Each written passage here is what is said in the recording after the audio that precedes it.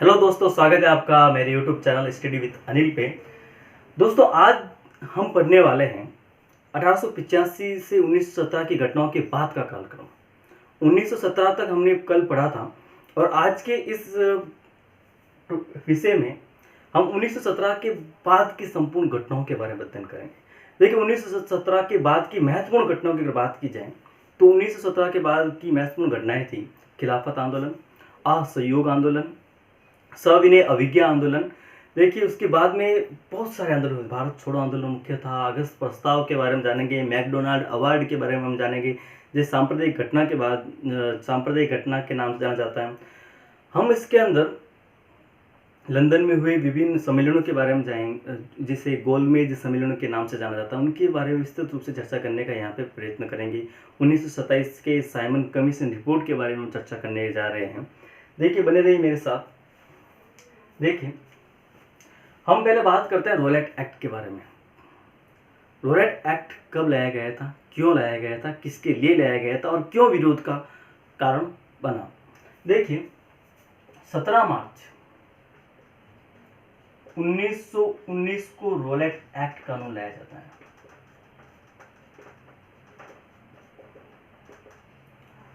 Roulette act कानून को काला कानून की संज्ञा दी गई थी। इसे काला कानून की संज्ञा देकर भारतीयों ने इसका विरोध किया था। देखिए, इस कानून की मुख्य विशेषता यह थी कि भारत के विभिन्न राजनेता, भारत के सभी नागरिक, कोई भी नागरिक जो ब्रिटिश सरकार के खिलाफ, कोई भी नेता जो ब्रिटिश सरकार के खिलाफ आंदोलन भड़काने की चेष्टा करता हो, कोई भी नेता जो अपने हक की बात करता हो, भारतीय स्वाधीनता की बात करता हो, भारतीय स्वराज की बात करता हो, उसे बिना किसी कार्रवाई के सीधा नज़रबंद करते हुए, उसके ऊपर कानूनी कार्रवाई करते हुए उसको जेल में ठूस दिया जाता है, जेलों में डाल दिया जाता है। देखिए, हालांकि अगर हम भी तत्कालीन समय में अगर इसकी बात करें तो हम भी इसका विरोध करेंगे, करना जायज भी है। इस प्रकार के कानून का विरोध हर सरकार के खिलाफ करना चाहिए। इस प्रकार के कानून का विरोध हर एक नागरिक को करना चाहिए जो अपने देश की रक्षा के लिए कुछ भी कर सकता हो। देखिए, रोलेट एक्ट के विरोध के कारण महात्मा गांधी ने कदम उठाया था 6 अप्रैल 1919 को। 6 अप्रैल 1919 को महात्मा गांधी ने संपूर्ण भारत में व्यापक हड़तालों के आयोजन का प्रस्ताव रखा और व्यापक हड़तालें उस समय व्यापक हड़तालों का आयोजन किया गया था। देखिए, 6 अप्रैल 1919 से एक बहुत बड़े आंदोलन की शुरुआत का जो आधार तैयार हो जाता है, वो आंदोलन था असहयोग आंदोलन। एक ऐसे युग का प्रारंभ होता है, एक भारत में एक ऐसे क्रांतिकारी युग का प्रारंभ होता है जिसकी चेष्टा संपूर्ण उग्रवादी, संपूर्ण उदारवादी और संपूर्ण भारत की जनता चाहती थी। उसका प्रारंभ, जो उसका आधार जो महात्मा गांधी ने यहाँ से रखना प्रारंभ कर दिया। देखिए, देश भर में व्यापक हड़ताल है।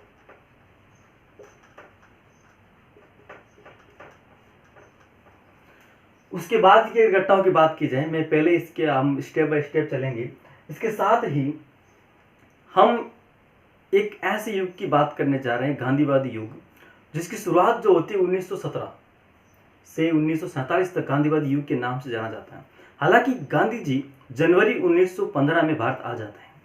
देखिए, गांधीवादी युग, गांधीवादी युग, अगर गांधीवादी युग की बात की जाए तो 1917 से 1947, क्योंकि महत्वपूर्ण घटनाएं इसी कालक्रम में आयोजित होती हैं।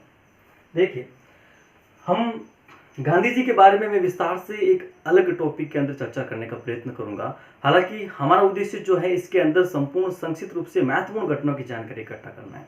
मेरा उद्देश्य ये कभी नहीं होगा कि मैं किसी एक टॉपिक के ऊपर विशेष रूप से आपका समय व्यतीत करूं। देखिए, गांधीवादी युग में गांधी जी आते हैं जनवरी 1915 के अंदर भारत आते हैं। 1916 के अंदर वो साबरमती आश्रम की स्थापना करते हैं। उस साबरमती आश्रम की स्थापना करते हैं जहां से उन्होंने दांडी यात्रा प्रारंभ की थी। 1916 के अंदर साबरमती आश्रम की स्थापना करता है।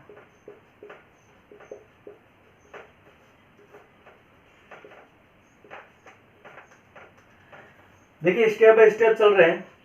1917 में गांधी जी ने राजनीति में कदम रखा। भारतीय राजनीति में महत्वपूर्ण कदम कब से रखना स्टार्ट किया था? 1917 में, जब बिहार के चंपारण में वहां के किसानों ने नील की खेती का विरोध करने के लिए गांधी जी का समर्थन प्राप्त करने की चेष्टा की।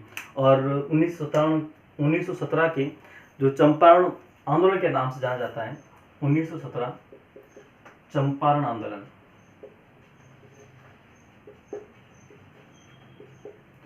देखिए चंपारण आंदोलन में डॉक्टर राजेंद्र प्रसाद ने भी गांधी जी का साथ दिया। गांधी जी ने इस आंदोलन को सफल बनाकर ये साबित कर दिया कि वास्तव में अफ्रीकी स्वतंत्रता में उनका जो योगदान था वो भारतीयों को भी मानना होगा, और भारतीयों ने बिना किसी चेष्टा के उनका अनुसरण करना स्टार्ट कर दिया। और भारतीयों को वास्तव में एक आशा की किरण जो महात्मा गांधी में दिखी, उसके बाद में एक से बढ़कर एक आंदोलन हुए और महात्मा गांधी ने अपने व्यक्तित्व का बहुत अच्छी तरह से बखान किया। देखिए 1918 के अंदर दो आंदोलन होते हैं। एक गुजरात के मिल मजदूरों का आंदोलन, वहां पे गांधी जी भागीदार होते हैं।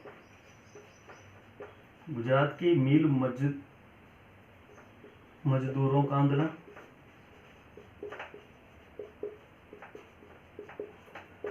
और एक 1918 में ही होता है गुजरात के खेड़ा का आंदोलन। इसे खेड़ा आंदोलन के नाम से जाना जाता है, खेड़ा आंदोलन।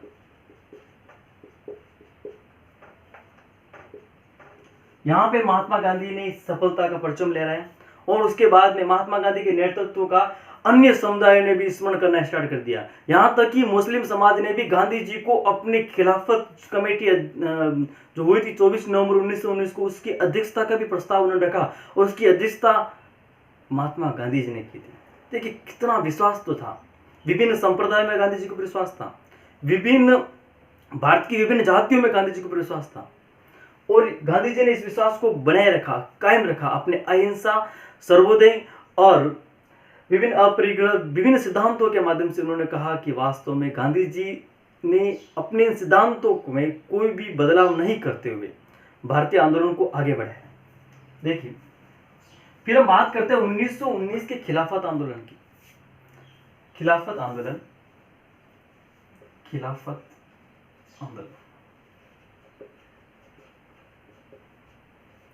1919। खिलाफत आंदोलन 1919 की विभिन्न घटनाओं की बारे में जानकारी मैं आपको देने का प्रयत्न करूंगा संक्षिप्त के अंदर। तुर्की के अंदर देखिए मैंने आपको प्रथम विश्व युद्ध और द्वितीय विश्व युद्ध के बारे में बताया था, उसके अंदर मित्र राष्ट्र और दूरी राष्ट्र के बारे में बताया था। ब्रिटेन जो था उसमें मित्र राष्ट्रों की अगुवाई कर रहा था, और दूरी राष्ट्रों के अंदर तुर्की जो था उसके विपक्ष में था, और ब्रिटेन चाहता था कि क्यों ना तुर्की के अंदर खलीफा के पद को समाप्त कर दिया जाए, और खलीफा के बाद में वहां पे एक अपने हिसाब से शासन स्थापित किया जाए। भारतीयों के मुसलमान जो तुर्की के खलीफा को इस्लाम के द्वारा या इस्लाम के भगवान के रूप में उनको मानते थे, वो कभी नहीं चाहते थे कि खलीफा का पवित्र पद है उसको समाप्त जो ब्रिटिश सरकार करें। इसलिए खिलाफत आंदोलन के माध्यम से भारतीय मुसलमानों की सहानुभूति, असहयोग आंदोलन मतलब महात्मा गांधी कांग्रेस के साथ भी बढ़ती गई। हालांकि मुसलमानों की अलग पार्टी थी मुस्लिम लीग, लेकिन फिर भी खिलाफत आंदोलन ने कांग्रेस और मुस्लिम लीग को एक करने का प्रयत्न किया। खिलाफत आंदोलन के माध्यम से महात्मा गांधी ने मुसलमानों की सहानुभूति अपने प्रति करने का निश्चय कर लिया, और महात्मा गांधी ने इनको सपोर्ट करने का निश्चय किया ताकि दोनों समुदाय मिलकर ब्रिटिश सत्ता को उखाड़ फेंकने में कामयाबी हासिल कर सकें। लेकिन हालांकि ये भारतीय राष्ट्रीयतावादी आंदोलनों की महत्वपूर्ण दौर में से एक है, यहाँ पे आज़ादी नहीं मिली, लेकिन प्रयत्न इतने शानदार थे कि एक बार तो उनको उनकी हैसियत दिखाना भारतीयों ने इतने अच्छी तरह से उनको अपनी हैसियत दिखाने की बात जो उन्होंने इस आंदोलन के माध्यम से दिखा दी थी या कर दी थी। देखिए सितंबर 1919 में अखिल भारतीय खिलाफत कमेटी का गठन किया जाता है। अखिल भारतीय खिलाफत कमेटी। और संपूर्ण भारत में अक्टूबर 1919 के अंदर खिलाफत दिवस मनाया जाता है।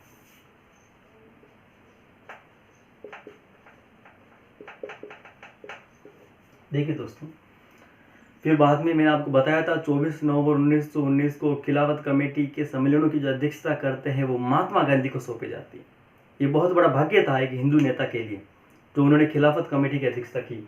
और एक सहानुभूति थी, एक सांप्रदायिक मेल जोल का जो वातावरण उसमें तैयार हुआ था वो ब्रिटिश सरकार के खिलाफ हुआ था। हालांकि ब्रिटिश सरकार ने 1909 के अंदर फूडल और राजगुरु की नीति का बहुत अच्छी तरह से पालन किया।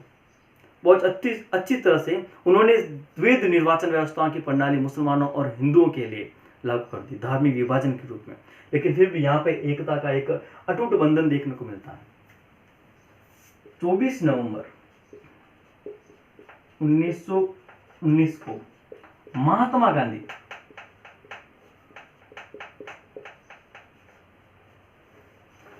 खिलाफत सम्मेलन की अध्यक्षता करते हैं। और यहाँ से देखिए, हालांकि अगर बात की जाए तो 1922 के अंदर खिलाफत आंदोलन स्वतः समाप्त हो जाता है, क्योंकि तुर्की के अंदर कमाल पाशा के नेतृत्व में वहाँ पे खलीफा का पद समाप्त कर दिया जाता है। और खलीफा पद के समाप्ति के बाद वहाँ पे गणतंत्रात्मक सरकारें स्थापित कर दी जाती है। और स्वतः ही खलीफा का पद समाप्त होने से स्वतः खिलाफत आंदोलन भी समाप्त हो गया।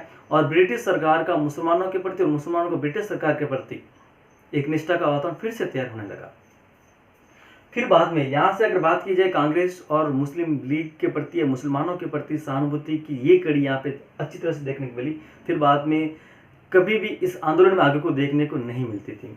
हालांकि 1905 के अंदर बंगाल विभाजन के अंदर मुसलमानों ने भारतीयों का साथ नहीं दिया था, मुसलमानों ने साथ नहीं दिया था, उसमें किसानों ने भी साथ नहीं दिया था। 1905 के बंगाल विभाजन के अंदर जो आंदोलन हुआ था, स्वदेशी आंदोलन, बहिष्कार का जो आंदोलन हुआ था, उसके अंदर मुसलमानों ने भाग नहीं दिया था। इसके अंदर भाग देते हैं, याद रखना कॉम्पिटिशन के अंदर बहुत ज़्यादा बात पूछे जाते हैं ये चीज़ें। देखिए, अब हम बात करते हैं असहयोग आंदोलन की शुरुआत की। कांग्रेस का 1920 में 2 अधिवेशन होते हैं। एक तो अधिवेशन होता है कांग्रेस का नागपुर अधिवेशन 1920। अब देखिए, असहयोग आंदोलन, अगर प्रारंभ की अगर बात की जाए तो आपको 1920 लिखना है। असहयोग आंदोलन प्रारंभ कब होता है? 1920 में। और कौन से अधिवेशन के अंदर प्रारंभ होता है? तो कांग्रेस का एक विशेष अधिवेशन बुलाया जाता है। देखिए, हम बात करेंगे कांग्रेस का विशेष अधिवेशन क्यों बुलाया जाता है। इसके पहले बहुत सारी घटनाएं जो होती है, एक आपको याद होगा, आपको बता देना चाहता हूँ कि हंटर आयोग 1919, जलियांवाला बाग हत्याकांड 13 अप्रैल 1919 के कांड के कारण ये विशेष अधिवेशन की बैठक बुलाई जाती है और वहाँ पे असहयोग आंदोलन का प्रस्ताव रखा जाता है और प्रस्ताव पारित कर दिया जाता है। असहयोग आंदोलन की विस्तृत जानकारी हम ये भी यहाँ करने वाले हैं। कांग्रेस का विशेष अधिवेशन होता है कलकत्ता में, और उस अधिवेशन की अध्यक्षता करते हैं लाला लाजपत राय।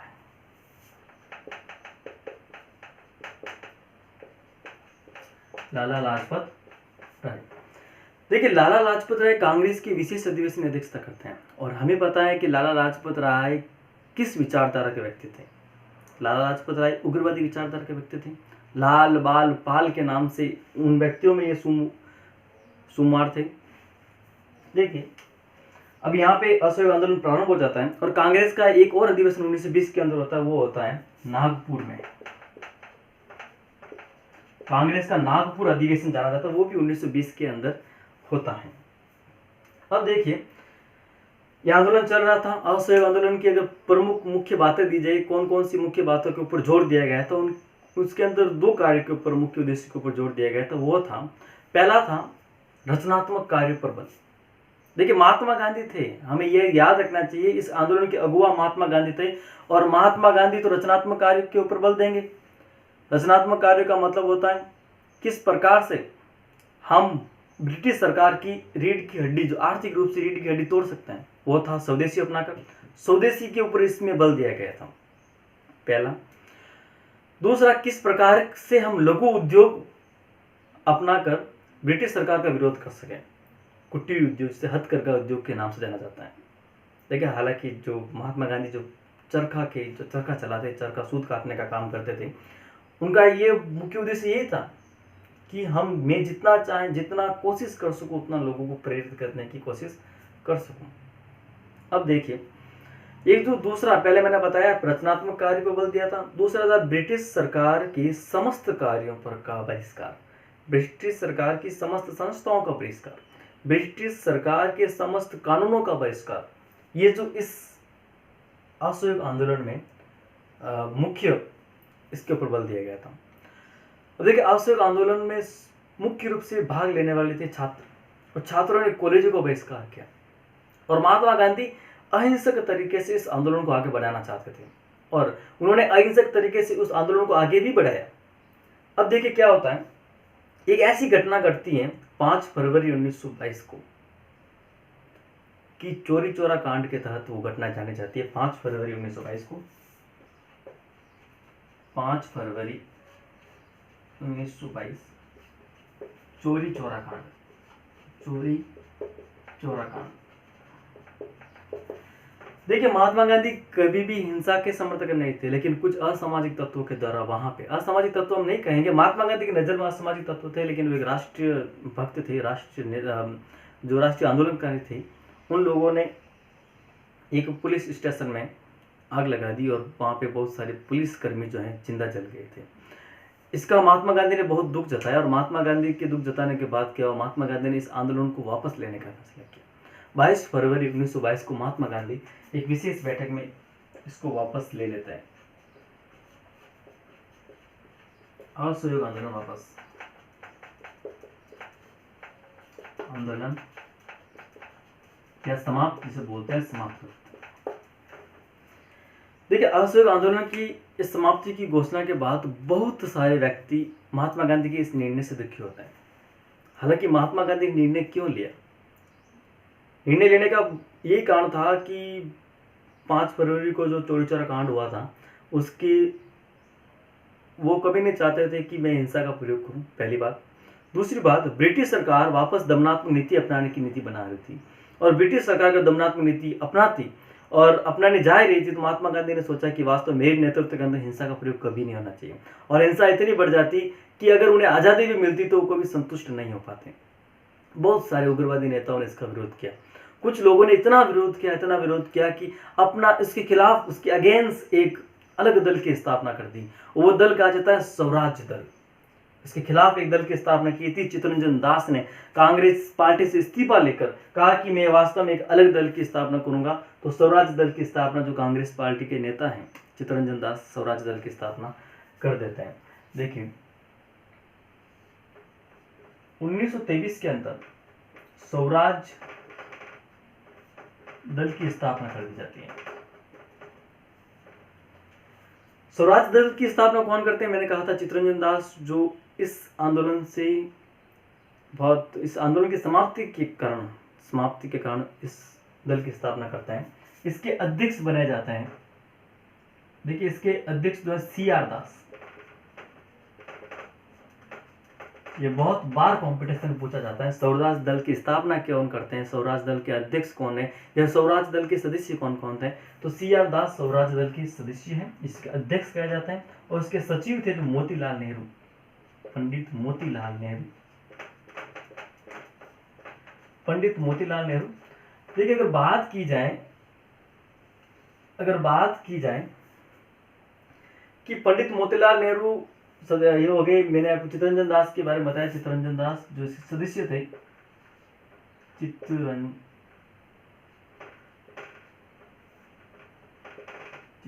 दास, इन सभी तीनों सदस्यों ने मिलकर स्वराज दल की स्थापना करता है। अब स्थापना कर दी। देखिए, स्थापना करने के बाद इनको इतना फायदा होता है कि अगर विस्तार से बात करें, मैं आपको थोड़ा मिटा देना चाहता हूँ ताकि आराम से आ जाए। आप साथ साथ स्क्रीनशॉट लेते रहे, मैंने बार बार आपसे ये कह रहा हूं। देखिए, स्वराज दल की स्थापना के बाद इनको केंद्रीय परिषद के चुनावों में, या केंद्रीय परिषद में 1/3 बहुमत मिलता है। 1/3 व्यक्ति जो इनके निर्वाचित होते हैं। और ये स्वराज पार्टी इतनी अधिक फेमस हो जाती है 1930 के चुनावों में कि विधानसभा में अपनी पार्टी का अध्यक्ष निर्वाचित करने में सफलता प्राप्त कर लेते हैं, जो भारत के प्रथम विधानसभा के अध्यक्ष कहे जाते हैं। उनका नाम है विट्ठल भाई पटेल। विट्ठल भाई पटेल प्रथम विधानसभा के अध्यक्ष जो कहे जाते हैं वो विट्ठल भाई पटेल कहे जाते हैं। इनकी कूटनीति थी स्वराज दल ने। स्वराज दल इतना अच्छा प्रभावी हुआ कि भारत के मध्य प्रांत में उसको पूर्ण बहुमत मिला। भारत के मध्य प्रांत में पूर्ण बहुमत। भारत के संयुक्त प्रांत का मतलब उत्तर प्रदेश में और असम में ये द्वितीय बड़ी पार्टी के रूप में उभरी, और साथ ही साथ विभिन्न कई क्षेत्रों में ये एक महत्वपूर्ण प्रथम पार्टी के रूप में या नंबर 1 पार्टी के रूप में उसने अपना नेतृत्व दिया था स्वराज दल के मुख्य अधिवक्ताओं ने। देखिए, अगर हम बात करें आज के इस पार्टी के मुख्य उद्देश्य के बारे में, ये क्या चाहती थी सरकार से। ये पार्टी चाहती थी कि हमें डोमिनियन स्टेट का दर्जा दिया जाए। ये पार्टी चाहती थी कि हमारे अधिकारों को, हमें भारतीय नागरिकों को सरकार में अधिकार दिए जाए। देखिए, मुख्य जो इसका बात थी, इसका मुद्दा था वो था डोमिनियन स्टेट का दर्जा। देखिए, डोमिनियन स्टेट क्या होता है। डोमिनियन स्टेट ये होता है कि स्वराज मिलेगा, लेकिन औपनिवेशिक स्वराज मिलेगा आपको, ब्रिटिश सरकार के अंतर्गत आपको स्वराज मिलेगा। ये चाहती थी। हालांकि इसके बाद की विचारधारा में पूर्ण स्वराज की मांग उठने लगी थी। 1929 के लाहौर अधिवेशन, पंडित जवाहरलाल नेहरू की अध्यक्षता में जो अधिवेशन किया गया था, उसमें सर्वप्रथम पूर्ण स्वराज की मांग उठाई गई थी।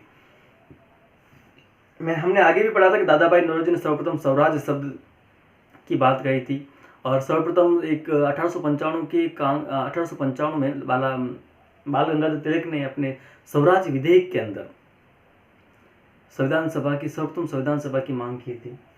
देखिए, इसमें संविधान सभा की भी मांग की गई थी, हमारा अलग संविधान हो, प्रांतों की स्वायत्तता की इसमें मांग की गई थी। ये विभिन्न मांगों के कारण स्वराज दल उसमें बहुत ही लोकप्रिय दल के रूप में प्रसिद्ध हुआ। अब देखिए, 1923 के बाद में भारतीय राजनीति के अंदर एक महत्वपूर्ण घटना होती है साइमन कमीशन। साइमन कमीशन के बारे में बहुत बार सवाल पूछे जाते हैं। कक्षा 12 BA या ग्रेजुएशन या कॉम्पिटिशन लेवल तो यहाँ तक सवाल पूछे जाते हैं। देखिए, साइमन कमीशन के बारे में बात करेंगे। Simon commission sir John Simon की अध्यक्षता में इसका गठन 1927 में किया जाता है। 1927 में इसके गठन के बाद 3 फरवरी 1928 को यह भारत आता है। 3 फरवरी 1928 को साइमन कमीशन भारत आता है। अब देखिए, साइमन कमीशन का गठन क्यों किया गया था। देखिए, भारत की जो राजनीतिक विकास में बहुत सारे अधिनियम पारित किए जाते हैं। मैं अपना विशेष एक अधिनियमों का एक टॉपिक लेके आऊँगा, एक वीडियो लेके आऊँगा आपके सामने, जिसमें 1909, 1873, 1892 जितने भी महत्वपूर्ण अधिनियम हैं, या भारतीय स्वतंत्रता अधिनियम 1947, 1935 के भारत शासन अधिनियम, 1919 का भारत शासन अधिनियम, उनके बारे में संपूर्ण जानकारी अपने एक वीडियो के अंदर मैं देने का प्रयत्न करूंगा। देखिए, 1919 के अंदर भारत शासन अधिनियम पारित होता है। आप सभी लोगों को पता होगा, 1919 के अंदर भारत शासन अधिनियम पारित होता है।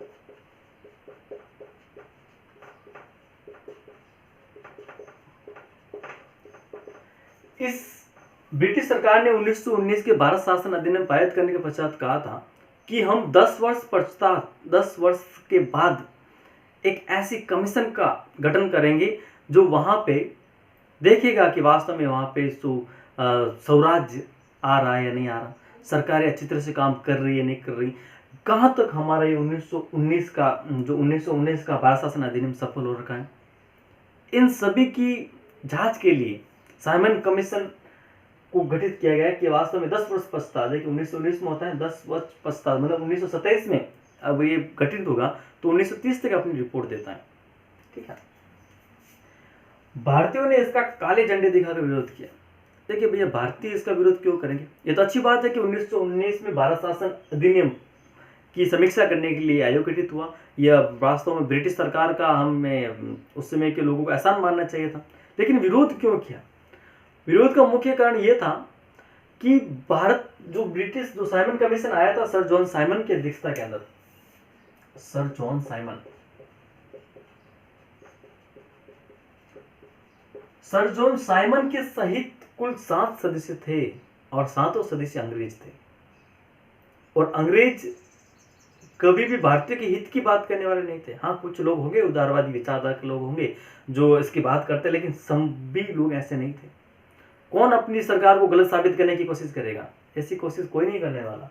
इसलिए सर जॉन साइमन के नेतृत्व में यह साइमन कमीशन आया था। भारतीयों ने इसका विरोध किया, काले झंडे दिखाकर इसका विरोध किया और उसने अपनी रिपोर्ट 1930 के अंतर्गत, हालांकि उसने अपनी रिपोर्ट 1930 के अंतर्गत भेज दी थी, लेकिन साइमन कमीशन वापस जाओ के नारे लगे थे। साइमन कमीशन को काले झंडे दिखाकर उनको वापस जाओ के नारे लगाकर उनको ये साइमन कमीशन रिपोर्ट दी गई थी। देखिए, अगर हम आगे की घटनाओं की अगर बात करें तो बात की जाए तो साइमन कमीशन का सभी राजनीतिक दलों ने विरोध किया था, लेकिन कुछ दल ऐसे भी थे जो साइमन का विरोध नहीं करना चाहते थे।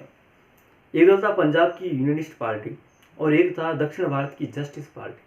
इन्होंने इनका विरोध नहीं किया। देखिए, अब जो हमारा अगला टॉपिक है वो है नेहरू रिपोर्ट।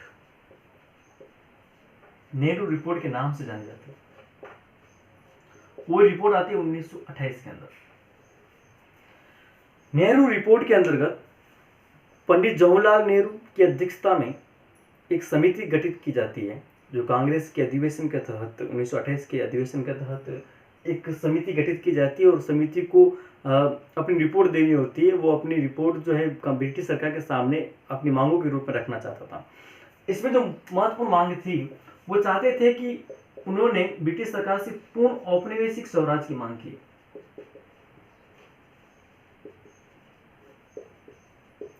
पूर्ण औपनिवेशिक स्वराज की मांग की। देखिए, अब विचारधारा बदल चुकी थी। अब क्या हो रहा था उस समय की घटनाओं की बात की जाए तो उस समय के बहुत सारे युवा क्रांतिकारी नेता थे। उस समय बहुत सारे युवा क्रांतिकारी नेता पूर्ण स्वराज चाहते थे, ना कि पूर्ण औपनिवेशिक स्वराज चाहते थे। अगर हमसे उन्होंने कहा था कि देखिए, उस समय हम तो पहले भी देख चुके थे, हमारे पहले वाले वीडियो में मैंने बताया था कि आंदोलनकारी क्या चाहते थे, जो आइलैंड की तर्ज पर, कि हमें तो स्वराज चाहिए, पूर्ण स्वराज चाहिए, किसी भी कीमत पर चाहिए, लेकिन हमें स्वराज चाहिए। लेकिन जो ये जो है मोतीलाल नेहरू की बात है, जवाहरलाल नेहरू नहीं, मोतीलाल नेहरू के अध्यक्षता।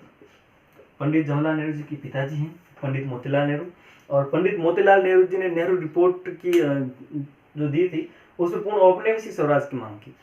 हालांकि विभिन्न मांग की थी, प्रांतों में स्वशासन की मांग की थी, प्रांतों की स्वायत्तता की मांग की थी, विभिन्न जो 19 प्रकार के अधिकारों की उन्होंने मांग की थी, साथ ही साथ संयुक्त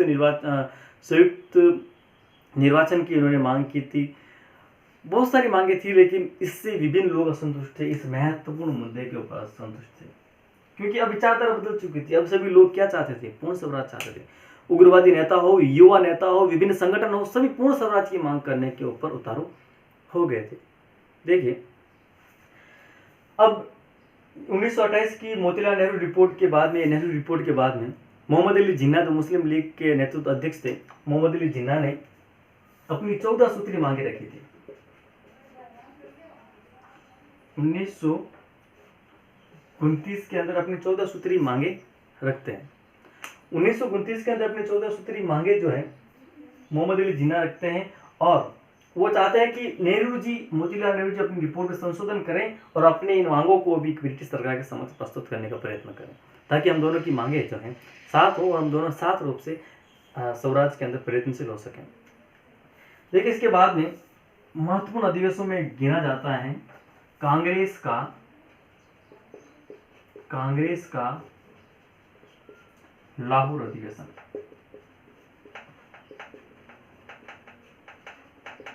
देखिए, अगर मोतीलाल नेहरू रिपोर्ट की 1928 की बात की जाए तो उसमें विभिन्न जो संगठन है, मुस्लिम लीग है, हिंदू महासभा है, सिख समुदाय है, और युवा नेताओं में सुभाष चंद्र बोस हैं, पंडित जवाहरलाल नेहरू हैं, ये भी इस तत्कालीन रिपोर्ट से असंतुष्ट थे। कांग्रेस का लाहौर अधिवेशन होता है 1929 के अंदर, मतलब लाहौर में होता है, 1929 के अंदर होता है। उसकी अध्यक्षता करते हैं पंडित जवाहरलाल नेहरू। पंडित जवाहरलाल नेहरू जो है इसकी अध्यक्षता करते हैं। अब इसके बारे में जानेंगे कि पंडित जवाहरलाल नेहरू ने कौन कौन सी घोषणा की है। पंडित जवाहरलाल नेहरू की अध्यक्षता में इस लाहौर अधिवेशन में पूर्ण स्वराज की घोषणा की गई थी। पूर्ण स्वराज की घोषणा, पूर्ण स्वराज की घोषणा की गई थी।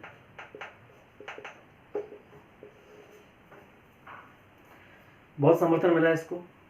और महत्वपूर्ण घटनाओं की अगर बात की जाए इस सम्मेलन के अंदर, इस सम्मेलन के बाद की महत्वपूर्ण घटनाओं की बात की जाए तो 31 दिसंबर 1929 को पहली बार हमारा तिरंगा झंडा फहराया गया था। 31 दिसंबर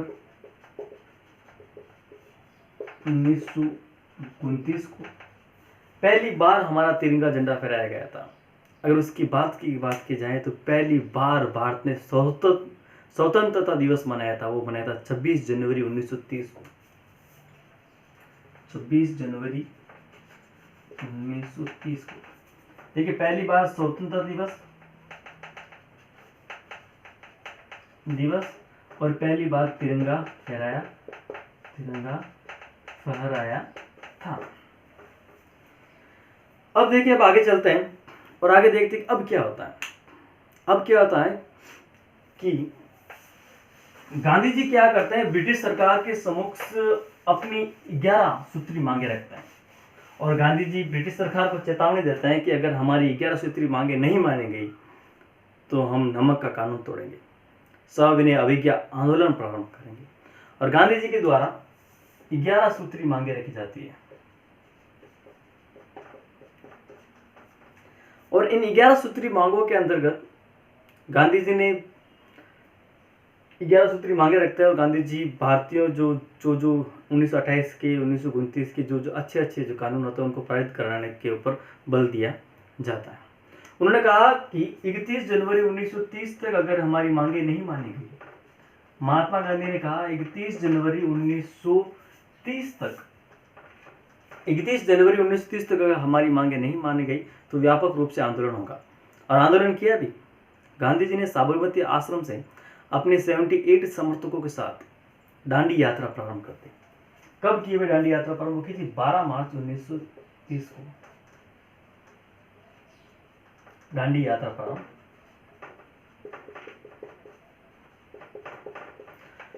गांधी जी चल दिए अपने 78 समर्थकों के साथ। बाद में 78 समर्थकों के बाद में इतना रेला लग गया कि बहुत सारी भीड़ इकट्ठा हो गई और ब्रिटिश सरकार को गांधी जी के साथ समझौता करना बहुत जरूरी लगा। देखिए, 12 मार्च 1930 को दांडी यात्रा प्रारंभ होती है और 6 अप्रैल 1930 को सर्वप्रथम गांधी जी नमक कानून तोड़ते हैं। यहाँ पे जो है सर्वप्रथम नमक कानून तोड़ा जाता है। नमक कानून तोड़ा जाता है। गांधी जी के खिलाफ कानूनी कार्रवाई होती है और ब्रिटिश सरकार फुल एक्शन में आ जाती है। लेकिन जनता के विरोध के बाद ब्रिटिश सरकार को गांधी जी के साथ समझौता करने के लिए मजबूर कर दिया जाता है। 5 मार्च 1931 को गांधी इरविन समझौता होता है। 5 मार्च 1931 गांधी इरविन समझौता।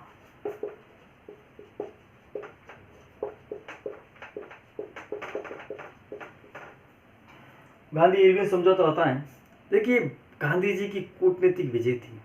ये गांधी जी की एक प्रकार से ब्रिटिश सत्ता के खिलाफ अगर बात की जाए बहुत रणनीतिक कार्य था जो उन्होंने अपने अहिंसा के बल पर मनाने का प्रयत्न किया।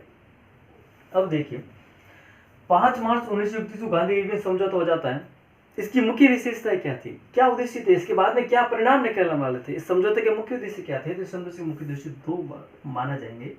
एक तो असहयोग आंदोलन को समाप्त करना, असहयोग आंदोलन को समाप्ति,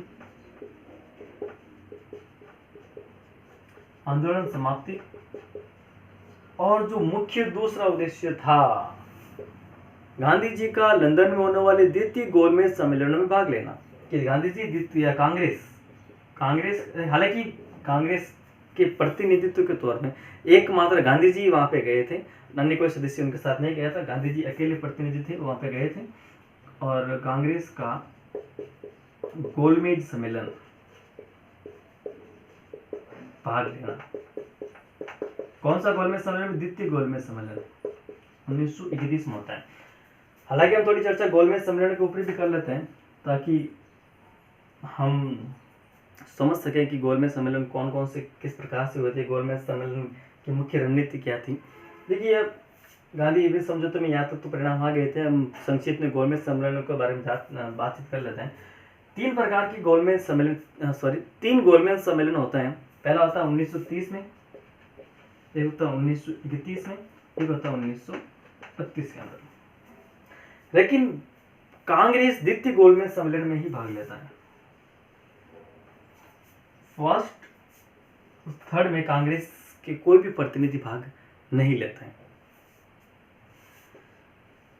अगर बात की जाए कौन से व्यक्ति तीनों सम्मेलनों में भाग लेते हैं, तो B.R. अम्बेडकर दलितों के नेता जो हैं, जो तीनों सम्मेलनों में भाग लेते हैं। तीनों में भाग कौन लेते हैं? B.R. अम्बेडकर।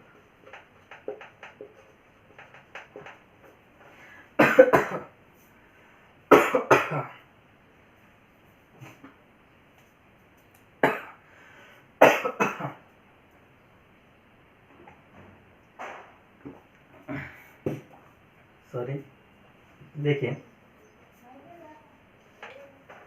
अगर बात की जाए केवल कांग्रेस के कौन से व्यक्ति जो एक सम्मेलन में भाग लेते हैं, वो द्वितीय सम्मेलन है महात्मा गांधी।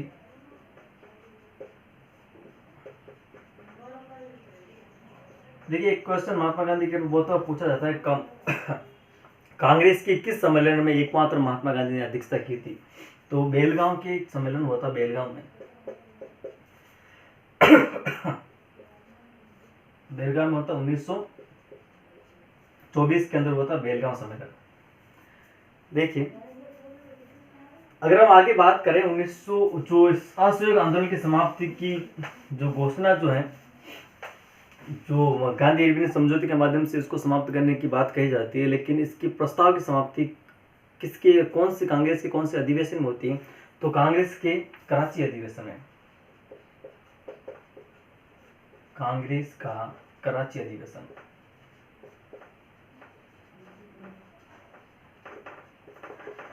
देखिए, कांग्रेस का कराची अधिवेशन 26 मार्च से 29 मार्च तक चलता है। 1931 से चलता है।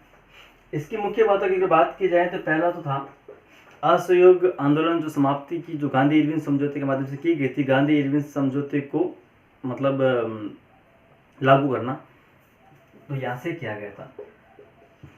दूसरा जो है गोलमेज सम्मेलन जो महात्मा गांधी ने भूमिका निभाई थी, मतलब वो इसमें दोनों आ गए थे, गोलमेज सम्मेलन में आ गया था और गांधी इरविन समझौते की जो बातें उनके बीच में हुई थी उनको यहाँ से प्रस्तावित कर दिया गया था। अगर बात की दूसरे में इसमें तो गांधी जो कांग्रेस का कराची अधिवेशन उसकी अध्यक्षता कौन करते हैं? तो वल्लभ भाई पटेल कांग्रेस के कराची अधिवेशन की अध्यक्षता करते हैं। देखिए, इसमें इसके बाद में महत्वपूर्ण घटनाओं की अगर बात की जाए तो एक तो सांप्रदायिक पंचाट, बहुत बार कंपटीशन पूछा जाता है। इसके बाद में पूना पैक्ट के बारे में, पूना समझौते के बारे में बात करेंगे। सांप्रदायिक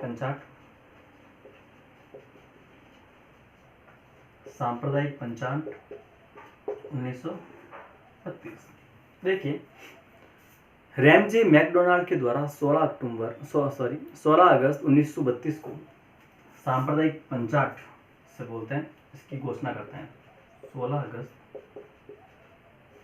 1932 को कौन करते हैं भाई? रैमजे मैकडोनाल्ड, ब्रिटिश प्रधानमंत्री हैं।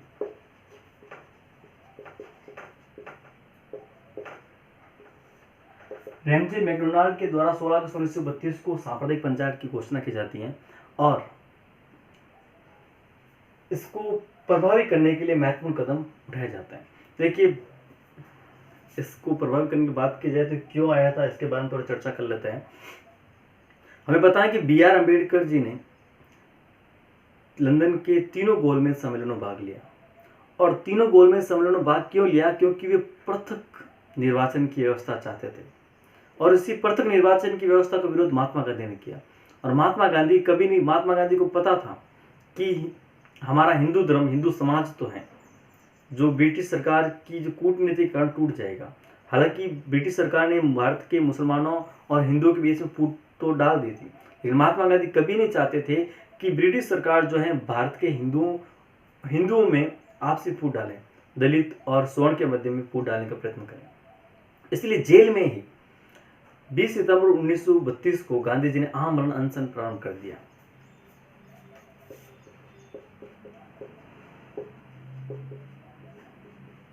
देखिए, बात की सांप्रदायिक पंचायत, तो इसमें यहाँ पे दोनों में निर्वाचन व्यवस्था की मांग को स्वीकार कर लिया गया था कि हाँ, अब दलितों के लिए अलग निर्वाचन व्यवस्था की मांग को स्वीकार कर लिया गया था। और 20 सितंबर 1932 को महात्मा गांधी के द्वारा इसके विरोध के अंदर, B.R. अम्बेडकर जी के इस प्रस्ताव के विरोध के अंतर्गत उन्होंने आमरण अनशन का प्रारंभ शुरू कर दिया था।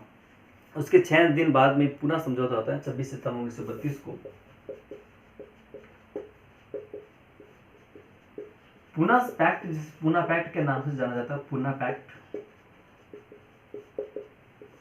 देखिए, पूना पैक्ट जो होता है, महात्मा गांधी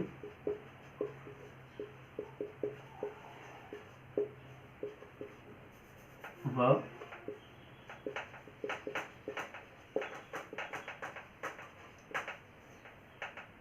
महात्मा गांधी जी और B.R. अम्बेडकर के मध्य ये पूना पैक्ट होता है। और यहाँ पे महात्मा गांधी जो अपना आमरण अनशन तोड़ते हैं। और अगर बात की जाए पूना पैक्ट को किन की मध्यस्थता से इस पूना पैक्ट हुआ था, तो इसमें मुख्य भूमिका निभाने वाले थे डॉक्टर राजेंद्र प्रसाद, श्री राजगोपालाचारी, पुरुषोत्तम दास की अध्यक्षता में पूना पैक्ट हुआ था। अब देखिए, इसके बाद में अगर महत्वपूर्ण घटनाओं की अगर बात की जाए तो एक है अगस्त प्रस्ताव। अगस्त प्रस्ताव आता है। अब देखिए, हमारा यहाँ पे जो है हमारा टॉपिक खत्म होने वाला है।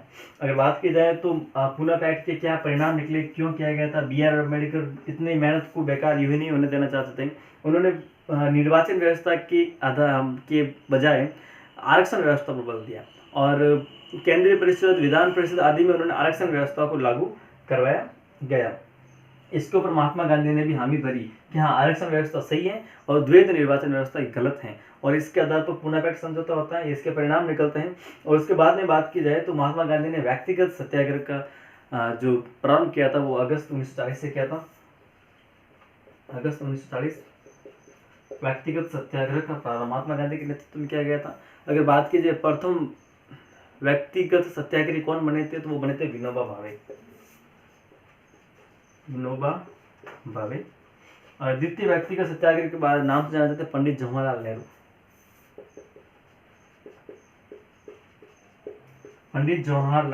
नेहरू। देखिए दोस्तों, इसके बाद में हम कल पढ़ेंगे, इसके बाद की महत्वपूर्ण घटना के बारे में कल पढ़ेंगे। और साथ में बताना चाहूँगा कि कल हमारे टॉपिक पूरा हो जाएगा 1947 तक के कालक्रम का। फिर हम संविधान निर्माण की प्रक्रिया के बारे में विस्तार से अध्ययन करेंगे और साथ ही ये जानने का प्रयत्न करेंगे कि संविधान निर्माण की प्रक्रिया किस प्रकार हुई, किस प्रकार से संविधान निर्माण ने कौन कौन से स्रोतों को किन किन देशों से ग्रहण किया, इसकी संपूर्ण जानकारी देने का मैं प्रयत्न करूँगा।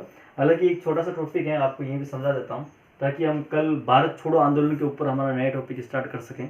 और इसके बाद में आता है अगस्त प्रस्ताव के नाम से जाना जाता है। इसका अगस्त प्रस्ताव जो है 8 अगस्त 1940 को पारित किया गया था। अगस्त प्रस्ताव 8 अगस्त 1940 को पारित किया गया था। तो अगस्त प्रस्ताव की मुख्य बातें को अगर बल दिया जाए तो मुख्य बातें क्या थी, क्योंकि उस समय तत्कालीन घटनाओं को हमें जानना होगा। अगस्त प्रस्ताव क्यों लाया गया था, पहली बात तो उस समय कौन सी घटनाएं प्रचलित थी, उस समय क्या प्रचलन हो रहा था। तो ये अगस्त प्रस्ताव उस समय जो वायसराय थे लॉर्ड लिनलिथगो थे। लॉर्ड लिनलिथगो देखिए, लॉर्ड लिनलिथगो के नेतृत्व में अगस्त प्रस्ताव लाया गया था। उसमें कहा गया था कि भारतीयों को उसके बाद में डोमिनियन स्टेट का दर्जा दिया जाएगा। देखिए, डोमिनियन स्टेट का दर्जा क्या होता है मैंने आपको बताया था। लेकिन 1929 में हमारे भारतीय के जो युवा नागरिक क्या चाहते थे, वो चाहते थे पूर्ण स्वराज। लेकिन उन्होंने कहा कि हाँ, भारतीयों ने कहा कोई नहीं। कुछ लोगों ने इसका स्वागत भी किया, कुछ लोगों ने कहा कि कुछ नहीं मिलने से अच्छा कुछ मिले, कुछ भी नहीं मिलने से अच्छा है कुछ मिले, हम कुछ रूप से स्वतंत्र है कुछ लेवल से। तो कुछ व्यक्तियों ने इस प्रस्ताव को स्वीकार भी किया था। इस प्रस्ताव को लाने के बीच में बहुत सारे महत्वपूर्ण उद्देश्य थे। पहला उद्देश्य था कि उस समय तत्काल में द्वितीय विश्व युद्ध चल रहा था और ब्रिटिश सेना भारतीय सैनिकों भारतीय नागरिकों की जो है सहायता या सहानुभूति चाहती थी, और इसी सहानुभूति के चलते उन्होंने अगस्त प्रस्ताव के रूप में पारित करने का निर्णय लिया और कहा कि भारतीयों की एक संविधान सभा होगी और भारतीयों के लिए डोमिनेशन का दर्जा दिया जाएगा। जैसे भारतीय कहेंगे उसके भारतीय के अनुसार भारतीय संविधान निर्माण की प्रक्रिया का जो है पूर्ण रूप से पालन किया जाएगा। देखिए, हालांकि इसका विरोध कांग्रेस सरकार ने किया था, कांग्रेस के तत्कालीन नेताओं ने भी इसका विरोध किया था, जो कभी नहीं चाहते थे अगस्त प्रस्ताव इसमें हो। उसके बाद में इस अगस्त प्रस्ताव के बाद में आपको पता हो तो क्रिप्स मिशन योजना भी आई थी 1942 के अंदर, और क्रिप्स मिशन योजना में यही बातें दोहराई गई थी कि अब आपको डोमिनेशन का दर्जा दिया जा रहा है। फिर बाद में फिर भी अंग्रेजों ने इसका विरोध किया था। गांधी जी ने इसको एक खाली उत्तर दिनांकित चेक की संज्ञा दी थी। हम हमारे अगले वीडियो में इसकी विस्तार से चर्चा करेंगे। अब देखिए, अब यह लाया गया था, इसका कांग्रेस सरकार ने तो किया था विरोध, लेकिन मुस्लिम सरकार इसके समर्थन में थी, क्योंकि कुछ कुछ हित थे। मुस्लिम सरकार अपने हितों में इसको मनवाने के लिए प्रयत्न थी, मुस्लिम सरकार इसका समर्थन किया था। और यहाँ पे अभी हम हमारा टॉपिक यहीं पे ख़त्म करते हैं। थैंक यू दोस्तों।